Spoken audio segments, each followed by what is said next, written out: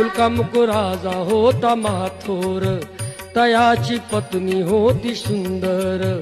नदी किनारी एकदा त्यांनी घातली महापूजा दोघांनी. आली एक नौका त्याच मार्गानी, नाव भरलेली पूर्ण द्रव्यानी. होती व्यापारी साधू बाण्याची, रीत पाहण्यास आला पूजनाची.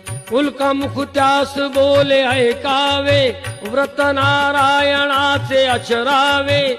मनो इच्छित फळ मागावे, चरणी श्रीहरीच्या लागावे. घराशी आला वाणी परतून, तयाची पत्नी होती शिलवान. तयाला नव्हते काही संतान, केला म्हणून नवस वाण्यान. पती पत्नी